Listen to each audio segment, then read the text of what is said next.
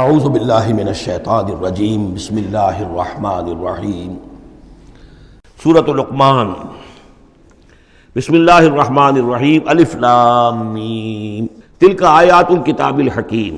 اس سورہ مبارکہ کی ابتدائی آیات جو ہیں وہ سورہ بقرہ کی ابتدائی آیات سے بہت مشابہ بھی ہیں، اور دوسرے ایک اس میں ایک لطیف فرق ہے، وہ ابھی آپ کے سامنے آ جائے گا۔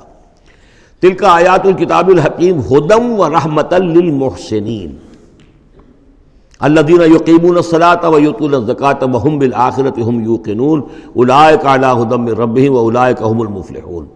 پانچویں آیت تو یہاں ہے وہی پانچویں آیت ٹھیک سورہ بقرہ کی ہے، اولئک علی ھدی من ربہم واولئک هم المفلحون۔ پہلی آیت الف لام میم یہاں ہے، پہلی آیت الف لام میم سورہ بقرہ کی بھی ہے۔ نوٹ کیجئے کہ وہاں آیا تھا ھدی للمتقین، یہ تقوی والوں کے لیے جن میں کوئی حق کی طلب ہے، جو چاہتے ہیں نیک راستے پر چلنا، جن میں طلب ہدایت ہے، ان کے لیے ہدایت ہے۔ یہاں ایک لفظ کا اضافہ کیا، اگلی منزل چونکہ بیان ہو رہی ہے، ھدی ورحمۃ للمحسنین، یہ جو بلند ترین منزل ہے، جو احسان کے مقام تک پہنچ جائیں، ان کے حق میں یہ صرف ہدایت ہے، ہدایت نہیں رحمت بھی ہے۔ تو یہاں تقابل اگر کریں گے، الف لام میم ذالک الکتاب لا ریب فیہ ھدی للمتقین، یہاں فرمایا تلک آیات الکتاب الحکیم، یہ ایک بڑی حکمت بڑی کتاب کی آیات ہیں، اور یہ ہدایت ہے اور رحمت ہے محسنین کے حق میں۔ اور یہ محسنین جو ہے قرآن کی اصطلاح کے طور پر، جیسا کہ میں بیان کر چکا ہوں سورہ مائدہ میں، کہ یہ پہلا درجہ ہے اسلام، اس سے اوپر ایمان، اس سے اوپر احسان۔ اذا ما اتقوا وآمنوا وعملوا الصالحات ثم اتقوا وآمنوا ثم اتقوا واحسنوا واللہ یحب المحسنین، ان کے حق میں یہ قرآن رحمت ہے۔ الذین، اب ان کے یہ اوصاف ہیں جو نماز قائم رکھتے ہیں، ویؤتون الزکاۃ، وہاں ہے ومما رزقناہم ینفقون، یہاں باقاعدہ لفظ زکوٰۃ آ گیا، وہ زکوٰۃ دیتے رہتے ہیں، یا یہ کہ اپنے تزکیے کے لیے مسلسل کوشاں رہتے ہیں۔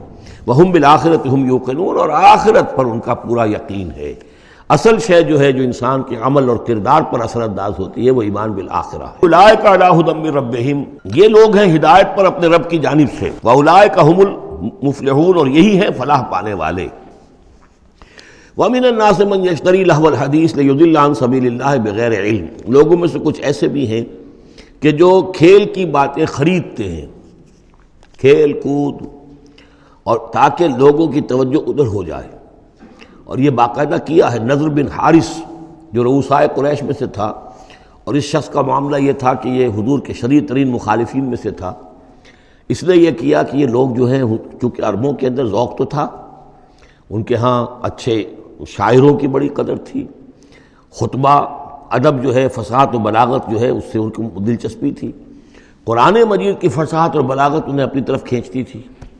وہ چاہتے تھے کہ یہ لوگ سنیں ہی نہ، تو وہ کہیں سے شام گیا اور وہاں سے کوئی گانا گانے والی ایک لونڈی لے آیا جو بہت اچھا گانا گاتی تھی، اور اس کی محفلیں اس نے منعقد کرانی شروع کر دی تاکہ لوگ آئیں یہاں پر اور یہ اس میں مگن رہیں، اور رات کا وقت وہاں لگائیں تو دن میں سوئیں۔ بہرحال کسی طریقے سے ان کی توجہات جو ہے اس کو محمد کی طرف سے ہٹا کر صلی اللہ علیہ وسلم تو ان چیزوں میں لگا دیا جائے۔ اور یہ اچھی طرح سمجھ لیجئے کہ اس وقت دنیا میں یہ کھیلوں کا معاملہ، سپورٹس کا، گیمز کا معاملہ، اور پورے ذرائع ابلاغ کے اوپر معلوم ہوتا ہے چھائی ہوئی شے یہ ہے۔ ٹی وی کے اوپر تو معلوم ہوتا ہے کہ دنیا کی اہم ترین شے جو ہے وہ یہ گیمز ہیں، ان کے ٹورنامنٹس ہیں، وہ وہاں ہو رہا ہے، یہاں ہو رہا ہے، وہاں ہو رہا ہے، یہاں ہو رہا ہے، یہ ٹینس کا ہے، یہ فلاں کا ہے، یہ تیراکی کا ہے، اور یہ گیم، اس لیے کہ اسی کو دیکھتے رہو۔ جو بھی وقت کوئی فارغ ہے، ظاہر بات ہے کہ کہیں ایسا نہ ہو کہ کہیں بیٹھے بیٹھے کہیں اچانک خیال ہی آ جائے کہ بھئی سوچے انسان میں ہوں کون، کہاں سے آیا ہوں، کہاں جا رہا ہوں، زندگی کا مال کیا ہے، مقصد کیا ہے، اپنے حالات کے بارے میں ہی سوچے، دنیا کدھر جا رہی ہے، قوم کدھر جا رہی ہے، ملک کدھر جا رہا ہے۔ نہیں، ان کو مست رکھو۔ وہ اقبال نے تو کہا تھا کہ ابلیس نے یہ کہا اپنے کارندوں سے کہ مست رکھو ذکر و فکر صبح گاہی میں اسے، اور پختہ تر کر دو مزاج خانقاہی میں اسے۔ اس سے اگلی بات ہے کہ جو آج دنیا کے ابلیسوں نے جو ایجاد کی ہے کہ یہ کھیل کود، اسی طریقے سے یہ ایکٹرز، یہ ڈرامے، اور پھر ان کے ایکٹرز اور ایکٹریسز کی زندگیاں، اور ان کے جو بھی سکینڈلز ہوں، جس طریقے سے کہ ان کو دنیا میں پھیلایا جا رہا ہے تاکہ وہ نوجوان نسل بھی بس ان دلچسپی میں پڑی رہے۔ تو یہ ہے اصل میں وہ فلسفہ۔ وَمِنَ النَّاسِ مَن يَشْتَرِي لَهْوَ الْحَدِيثِ، کھیل کود کی چیزیں خریدتے ہیں وہ لوگ، لِيُضِلَّ عَن سَبِيلِ اللَّهِ، تاکہ اللہ کے راستے سے گمراہ کریں، بغیر علم، بغیر علم کے۔ وَيَتَّخِذَهَا هُزُوًا، اور اللہ تعالیٰ کا جو معاملہ ہے اس کو یہ ہنسی ٹھٹا بنا دیں۔ اولئک لہم عذاب مہین، یہ وہ لوگ ہیں کہ جن کے لیے اہانت آمیز عذاب ہے۔ وَإِذَا تُتْلَىٰ عَلَيْهِ آیاتنا وَلَّىٰ مُسْتَكْبِرًا، اور جب اسے سنائی جاتی ہیں ہماری آیات تو وہ ولّا اپنی پیٹھ موڑ کر چل دیتا ہے، مستکبرن استکبار کرتے ہوئے، کأن لم یسمعھا، جیسے کہ اس نے سنی ہی نہیں، کأن فی اذنیہ وقرا، گویا کہ اس کے کانوں میں کوئی ثقل ہے، بوجھ ہے، اس نے سنا ہی نہیں کیا محمد نے سنایا ہے۔ فبشرہ بعذاب علیم، یہ سارا جو ہے یہ اس نضر بن حارث کے لیے یہ آیات نازل ہوئی ہیں۔ تو اے نبی اس شخص کو دردناک عذاب کا آپ کی بشارت دے دیجیے۔ ان الذین آمنوا وعملوا الصالحات لہم جنات النعیم، یقیناً وہ لوگ جو ایمان لائے اور جنہوں نے نیک عمل کیے ان کے لیے نعمتوں بھرے باغات ہیں، خالدین فیہا، جس میں وہ ہمیشہ ہمیشہ رہیں گے۔ وعد اللہ حقا، یہ اللہ کا وعدہ ہے جو سچا ہے، پختہ ہے، اٹل ہے، حتمی ہے، یقینی ہے۔ وہو العزیز الحکیم، اور وہ زبردست ہے، حکمت والا۔ خلق السماوات بغیر عمد ترونہا، اس نے آسمان بنا دیے بغیر ستونوں کے جو تمہیں نظر آتے ہوں۔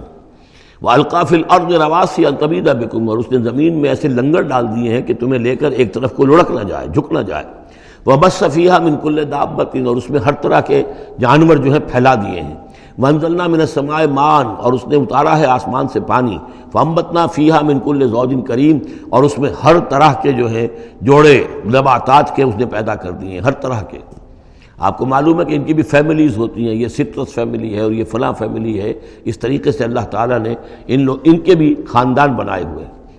ھذا خلق اللہ فارونی ماذا خلق الذین من دونہ، یہ تو ہے اللہ کی تخلیق، تم بھی مانتے ہو کہ اللہ نے بنایا، پھر ذرا مجھے دکھاؤ کیا چیز بنائی ہے انہوں نے جو اس کے سوا معبود تم نے بنا لیے ہیں۔ بل الظالمون فی ضلال مبین، ظاہر ہے کہ ایسے ان کے عقیدے میں بھی یہ بات نہیں تھی۔ یہ دوسری بات ہے کہ وہ متوجہ نہیں ہوتے تھے، جو کچھ کر رہے ہیں اس کا کبھی تجزیہ نہیں کرتے تھے، لیکن یہ ہے کہ یہ ظالم جو ہے یہ کھلی گمراہی میں پڑے ہوئے ہیں۔ صدق اللہ العظیم۔